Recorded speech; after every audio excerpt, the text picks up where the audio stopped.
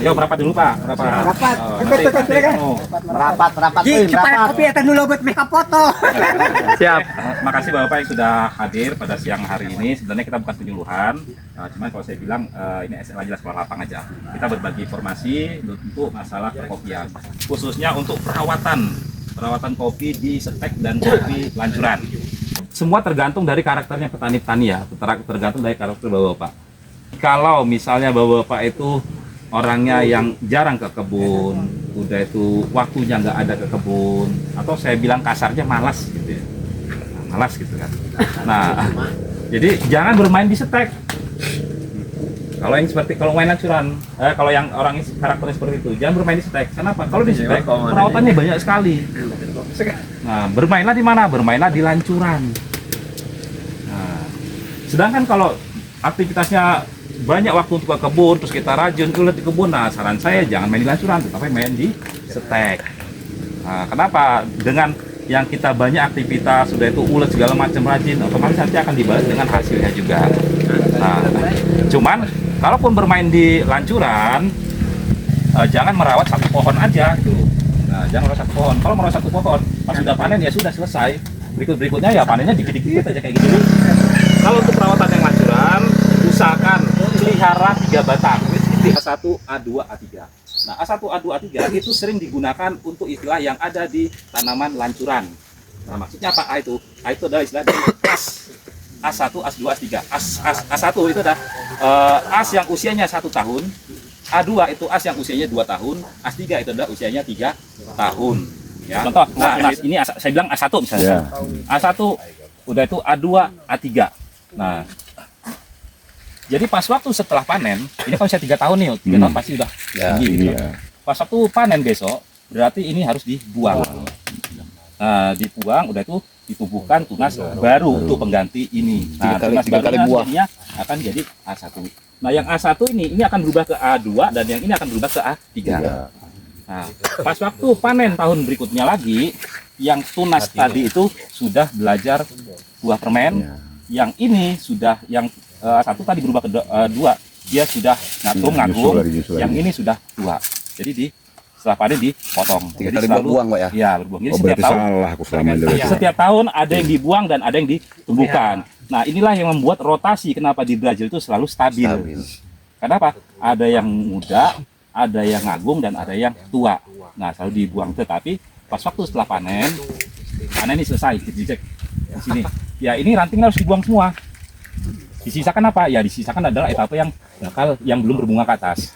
Kenapa? Kalau nggak dibuang, nah ini contoh dibuang nih. Nah, ini nggak terganggu dengan ranting yang ada di sini. Nah, terus yang kedua, ini nggak terganggu dengan yang ranting yang di sini. Nah, yang ketiga dia terganggu. Nah, setelah 3 tahun, ini memang batas maksimal untuk Lancuran itu adalah 3 tahun aja.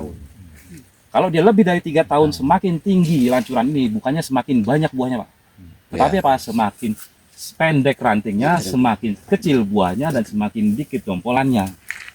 Nah, itulah kenapa muncul ada A1 lagi. Itu sama aja. Jadi kan sudah, ini saya rasa sudah 1, 2, ini sudah 3 tahun ini. Iya. Ya. Nah, jadi itulah munculnya A1 tadi. Itu sama aja kayak gini. Ini sorry ya, saya potong nggak apa-apa. Iya. Karena ini kan ya nggak apa-apa, udah lunas juga di kok. Nah, karena apa? Karena itu sama aja, A1 itu memindahkan yang dari atas dipindahkan keluar baru lagi. Betul. Nah, jadi dipindahkan dari atas dipindahkan ke baru lagi. Nah, jadi supaya nutrisi itu benar-benar terserap secara maksimal. Beda halnya kalau mau dirubah ke setekan. Nah, kalau mau dipindah ke setekan, kayak mana Pak? Pak, ini rencananya ke depan mau saya rubah ke setek. Bisa nggak? Ya bisa aja. Berarti kalau perlu dirubah ke setek, usahakan dalam satu pokoknya hanya 1 batang aja, jangan 2 seperti ini. 1 batang aja udah cukup. Ini namanya serakah gitu ya. Ya, 1 batangnya cukup. Nah, cuman ada syarat dan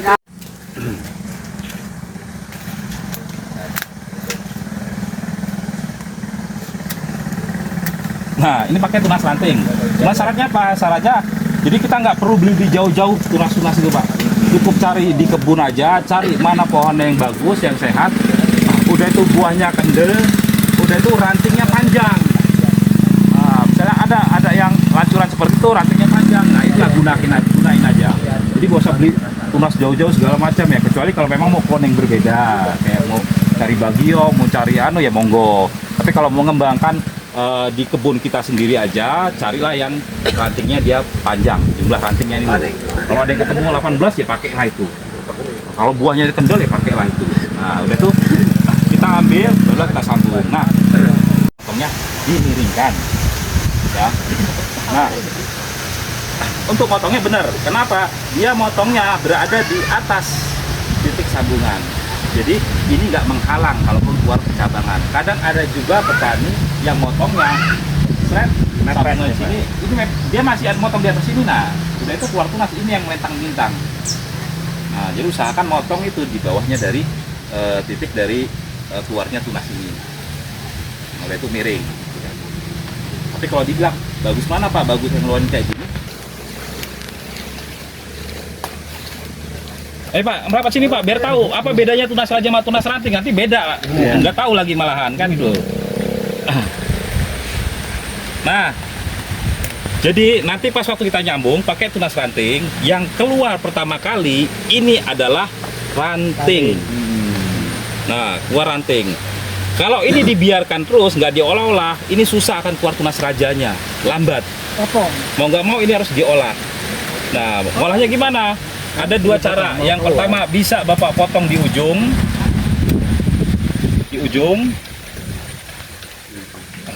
Udah itu tujuannya apa kita motong? Biar ini nggak terus memanjang. Jadi biar memacu tuh tumbuhnya tunas baru. Nah tunas barunya, tumbuhnya tunas raja itu di mana? Tumbuhnya tunas raja itu berada di ketiak atau di bawahnya tunas ranting. Kalau dia keluar tumbuh tunas baru dari bawah ranting, berarti dia adalah tunas raja. Tapi kalau dia tumbuh masih selevel dengan tunas ranting, itu dia keluarnya tunas ranting. Makanya ada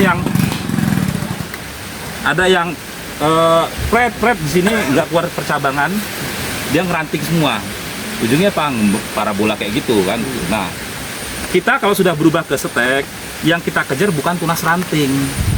Seharusnya ini yang tadi cara pertama. Cara kedua gimana Pak? Cara kedua ya udah langsung potong aja dari sini. Yang punya kebun siapa ini? Hah? Ya, yang punya kebun siapa ini Kang? Ikhlas ya? Oke. Langsung kita potong. Nah, biar apa? Jangan Aja tambah. Itu bawahnya. Bukan itu mah terus air. Nah, Tunas. tujuannya apa? Supaya untuk memacu tubuhnya raja. Nah, ini saya lihat ini ada calon-calon raja nih di sini. Nah, ini adalah raja. Ini Air. ini masih ranting ini. Ini ranting. Ini nggak masalah dipotong kayak gini. Ya. Baru Pak sayang, ya tuh apalagi mengharapkan buah yang diranting. Kalau mau mengharapkan buah yang diranting, Bapak kembali aja ke lancuran. Karena Akang kan duduk situ, ini yang punya kebun. Biar merasa saya nggak bersalah motong-motong asal, biar tahu gitu kan. Dari 1, 2, 3, 4, 5, 6 mana yang tunas raja dan mana yang tunas ranting. Oke, ini 1. Terus mana lagi? Ini juga raja nih. Oke, katakan ini tunas raja 2. Oke, terus mana lagi? Udah. Oke. Saya tanya ke Bapak, bener nggak? Ada berapa tunas raja di sini? 1, 2. Ini doang raja. Hah? Maaf dah, mun salah dia ulah enggak ada. nyalahin dang. Kalau udah ada buahnya, jangan mana Bang? Iya, izin data anak. Jer. Kayak bagus dah. Oke, Udah. Nah, nah, jadi itu ada 2 tunas ranting. Ya, ada 2 tunas ranting. Nah, itu harus dibuang. Karena kita nggak mengharapkan tunas ranting. Kita mau bermain di tunas raja. Nah, kalau nggak dipotong, ini akan lambat perkembangannya. Tapi nunggunya ini setahun. Nah, ini berarti masih Sayang ya? Eman sayang. Dia lebih baik menjaga ini daripada menumbuhkan ruas yang wear itu. Karena ada ininya nih, Pak. Nah, karena ada ini. Nah, dengan ada seperti ini, dengan usia seperti ini, udah itu dibebankan dengan buah seperti ini, seharusnya, misalnya Bapak nyetek ya, numbuhlah kayak gini, seharusnya yang benar adalah ini dibuang. Kenapa? Biar nutrisinya ini nggak fokus ke buah. Biar dia apa? Biar dia fokus ke tunas-tunas baru. Nah, buah dibuang atau langsung dipotong. Biar apa? Biar fokus memang benar-benar pertumbuhan. Karena sayang waktunya ini bulan 11, berarti kita hanya butuh 11, 12, 1, 2, 3, 4, 5, 6, 7. 7 bulan Kang, 7 bulan sampai di mana coba? Kalau ini masih dipertahankan gitu. Jadi waktunya singkat nih 7 bulan untuk kita supaya dia di bulan 7, bulan 8 ini kan berbunga. Ya kan berbunga. Nah, kalau ini misalnya dia nggak dikasih beban, otomatis ini bulan musim hujan ini akan wear tumbuhnya. Tapi karena dikasih beban ini otomatis ya kopi ini akan terhambat gitu kan. Dia sudah punya anak, dia akan fokus ke anak gitu. Sekarang pikir aja, mau dipotong atau mau dipertahankan? Aduh. Hanya mengharapkan ini, tapi kalau ini wear dia banyak ranting yang dikejar. Ini cuman kan kalau ngebuang ini doang kan karena yang lainnya juga ada di tengah kan. Berarti harus rata dibuangin ya tuh. Ayo bantuan. Saon-saon aku. Ada 10 batang, atunya supaya kan kesannya juga ada yang lain kayak gini. Oke guys, ini dikasih tantangan. Setekan baru. Nunggu ada tunas ranting 2 dan ada tunas raja 2. Nah, disuruh kasih pilihan. Lebih baik merawat ranting yang ini hasilnya nggak seberapa atau sayang ini nggak dimanfaatkan malah nanti wear dia. Nah, dikasih pilihan. Gunting sudah saya kasih guys. Kasih pilihan. Aduh. Oke lah Pilihan yang begitu. Kata Eman ya kan. Kata Eman. Gunting dah. Ini aja Menyayangkan ya. yang beberapa on atau menyayangkan yang hilang wear itu tadi. Buat perbedaan yang dipotong sama yang enggak aja ya. Yang lain Iya, jangan dipotongin betul. ya. Ini aja saya. Maksudnya aduh. Keputusan yang tepat. Tapi ya wis kecekek gedang yo. Jadi keputusan yang tepat. Ya inilah kalau mau maju ya harus berani nekat ya. Kalau nggak nekat gitu nggak akan anu. Jadi ini kita mengharapkan 2 as raja ini yang bakal wear gitu loh. Nah, makanya kalau Bapak pernah ngeliat yang kayak di Laku Barat yang dia dari batang langsung udah itu tunas raja yang but. Itu Bim, seberapa biji ya? 5 kilo. Oke. 5. Oke, paham Pak ya?